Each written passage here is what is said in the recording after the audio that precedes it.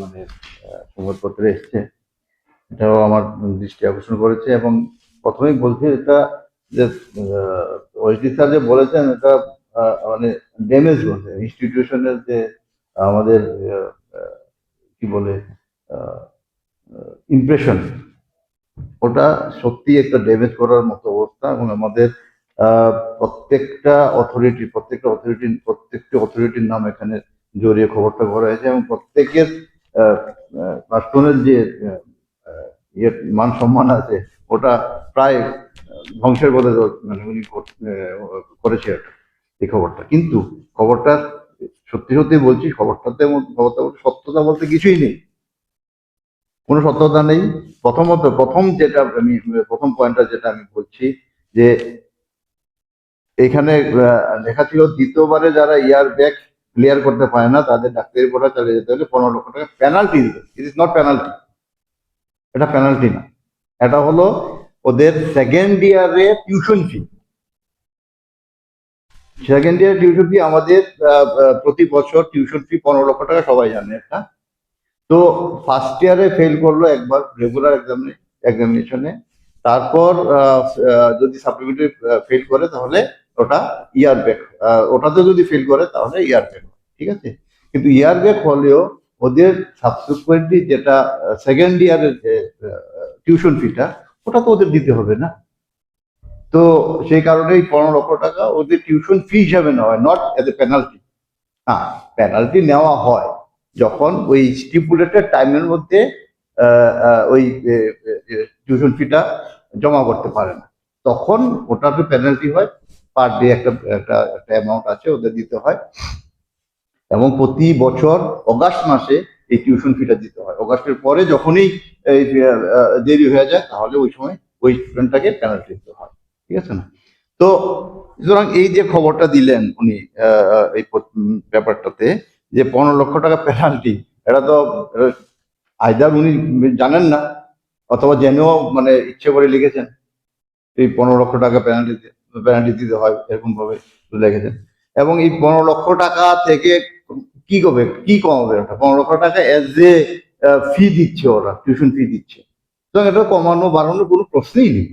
এটা stipulated amount দিতেই হবে, দেবে।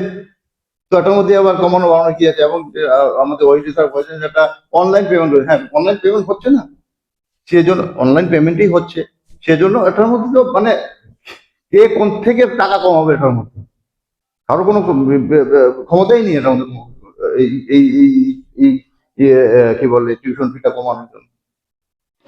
আচ্ছা, নেক্সট বলছেন যে বলা হয়েছে যে আমাদের এখানে প্রিন্সিপাল, চেয়ারম্যান, সিইও তখন মানে সবাই পরোক্ষভাবে জড়িত এটার মধ্যে। যেখানে আমার কমানোর প্রশ্নই নেই, যেখানে আমরা টাকা ইয়ে করছি না, তাতে কিভাবে ওরা ওরা নিজেদের মধ্যে ভাগ বাটোয়ারা করবে? অসম্ভব না? আচ্ছা, তারপর কিছু কিছু লোকের নাম এখানে অ্যাড করা হয়েছে, দেখলাম যে এই অলিভিয়া জামাতিয়া, অনিন্দিত দাসির, দেবলীনা, ওটা দেবীনা সরকার হবে।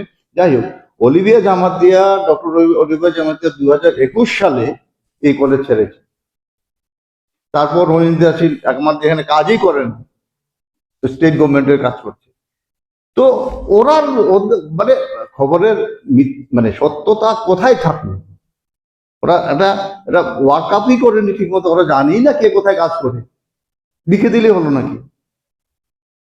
এরা কলেজে নেই অথচ ওদের নাম, ওরা নাকি এখান থেকে কি বলে পার্সেন্টেজ খাচ্ছে। তো কিভাবে এটা সম্ভব? মানে ভালোভাবে যা খবর দেখ না দেখ ঠিক আছে, কিন্তু ওয়ার্কআপটা ভালোভাবে করুক না, কে কোথায় আছে জানুক, তারপরে একটু করুক। কেন শুধু শুধু এরকম ওদের নাম ধরাবে? কেন শুধু শুধু আমাদের যারা আমাদের অফিসের শুধু নাম জানি আমাদের জড়িয়ে মানে এই সমস্ত খবর পরিবেশন করে, মিথ্যে খবর। তারপর বলছে যে পরীক্ষা না দিয়ে সাদা খাতা জমা দিয়ে পাশ করে যাতে ধনী বাপের সন্তান। আচ্ছা, ভালো কথা। তো পরীক্ষা বা সাদা খাতা জমা দিয়ে পাশ করা, এটা নর্মালি কি সম্ভব? এটা সম্ভব না। ঠিক আছে, কোনো মতেই সম্ভব না। কিন্তু একটা একটা ভাবে সম্ভব হতে পারে, যখন যার এগেনস্টে কমপ্লেন আছে ওই ও এবং ওই যারা পাস করেছে তাদের মধ্যে কোন রকম যদি করাপ্টেড কানেকশন থাকে, করাপ্টেড কানেকশন থাকলে এটা হতে পারে, আদারওয়াইজ এটা কোনো মতেই সম্ভব না। ঠিক আছে, তো এই সমস্ত এই সমস্ত যে কমপ্লেন, এই সমস্ত রিপোর্টিং, এটা তো মানে আমাদের মনে হচ্ছে যে এটা উদ্দেশ্য প্রণোদিত ভাবে করা। আমি জানি না সেখানে এখানে বলেছেন ডক্টর সমাজ অতির নাম এসছে, বরখাস্ত হয়েছেন। আমি জানি না ওনাকে আড়াল করার জন্য হয়েছে কিনা, কারণ সম্পূর্ণ ব্যাপারটা অ্যাকচুয়ালি সমাজ চৌধুরীর এগেনস্টে কমপ্লেনের ফলেই শুরু হয়েছিল। হ্যাঁ, ওনাকে আড়াল করার জন্য উনি মানে এই খবর পরিবেশন করা হচ্ছে কিনা আমরা বুঝছি না, কারণ ওনার এগেনস্টে ক্রাইম ব্রাঞ্চের রিপোর্ট কি বলে ইনভেস্টিগেশন চলছে, আমাদের ডিপার্টমেন্টাল প্রসিডিং চলছে। তো আই ডোন্ট নো এটার উদ্দেশ্য বা বিধেয় কি এবং কি কারণে এগুলি করা, এই সমস্ত খবর করা। কিন্তু আমি একটা জিনিসই বলবো, সংবাদপত্র হলো আমাদের গণতন্ত্রের চতুর্থ স্তম্ভ। এই সমস্ত এই চতুর্থ স্তম্ভ যদি এভাবে মানে কি বলবো এই এই সমস্ত মিথ্যে সংবাদ, আমি মিথ্যে সংবাদই বলতে বাধ্য হচ্ছি, মিথ্যে সংবাদ পরিবেশন করে, তাহলে সমাজের মধ্যে একটা কি সমাজে কি পাবে সমাজটা? আলটিমেটলি সমাজের মধ্যে একটা হইচই সৃষ্টি হবে। কলেজের প্রতি আমাদের যে সমস্ত অথরিটি আছেন ওদের প্রতি সবারই একটা এরকম বিরূপ মনোভাব হবে। আমি জানি না এটাই ওনার উদ্দেশ্য কিনা বা কিনা। আমার মনে হয় যে কাজকর্ম যে খবরগুলি এসছে, এই খবরগুলিকে আরেকটু ভালো ভালো করে ওয়ার্ক আপ করে পরিবেশন করা উচিত ছিল। যদি উনি জানতেই ওদের এরকম থাকে যে এরকম খবর পেয়েছেন ওনারা, তাহলে এটা আমাদের কাছে এসে ক্লেরিফাই করতে পারে না? আমি তো বিভিন্ন সময়ে বিভিন্নভাবে বিভিন্ন সংবাদপত্র বা সংবাদ সংস্থার লোকেরা আমার কাছে এসছে, বলেছে যে এটা এরকম হয়েছে, আপনার আপনার বক্তব্য কি বা মন্তব্য কি। আমরা বলেছি, বলার পর পরদিন নিউজ হয়েছে এগুলো। মানে একতরফা নিউজটা মনে হয় করা ঠিক না সমাজের পক্ষে, সমাজের মানে সন্তরণ যেটাকে বলে আর কি, ওটার পক্ষে।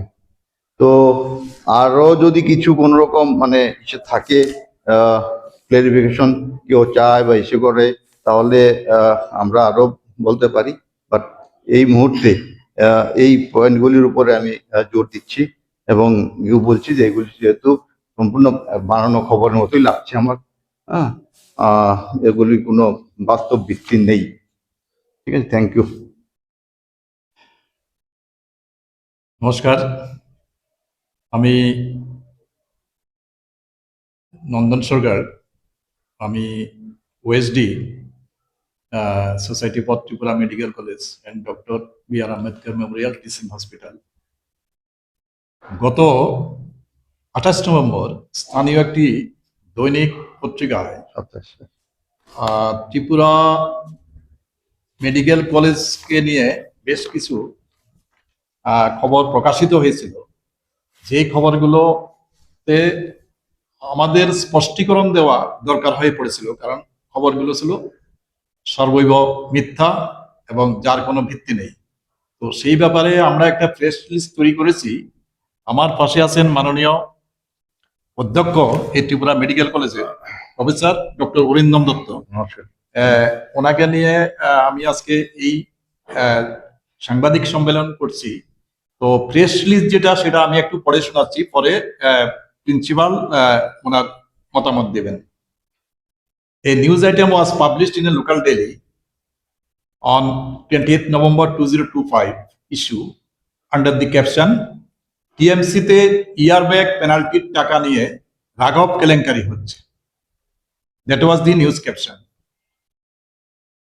Now our defense is the news item accuses certain high officials and faculties of Tripura Medical College of corruption, malpractice, and scandalous activities involving manipulation of examinations and misappropriation of penalties related to year-back or supplementary examinations. The contents of the news item have been thoroughly examined by TMC authority to testify the veracity of its truthfulness. During the course of such an inquiry, covering all the assertions and contentions, the news item appeared to be a complete travesty of truth. The facts have been grossly distorted, misrepresented, or completely overturned to the point of being a ridiculous imitation of reality. It highlights a situation that is both a mockery of truth and a serious perversion of what is factual. No cogent evidence has been found in support of the news item. Besides, the news item was found highly misleading and purpose-driven with a deliberate attempt to assassinate characters of highly respected officials. The theoretical examinations of the medical students are conducted by the Tripura Central University, and the TMC authority has nothing to do with such examinations. Besides, all the monetary transactions with students, whether supplementary examination or year-back, fees are done online with proper records and receipts, and there is no scope of misappropriating the fees, reducing the fees on certain considerations, or involving in corrupt practices as alleged in the news item. The news item is a glaring example of yellow journalism, where pack of lies is served as news. The consequences of this yellow journalism are far-reaching, affecting social dynamics and institutional credibility, adversely impacting the faculties and the students. The news item may lead to people in general to develop an erroneous impression about the sanctity of TMC, which may prove highly damaging for the institution. The TMC authority is seriously thinking of taking appropriate legal action against such irresponsible publication of baseless news. Thank you.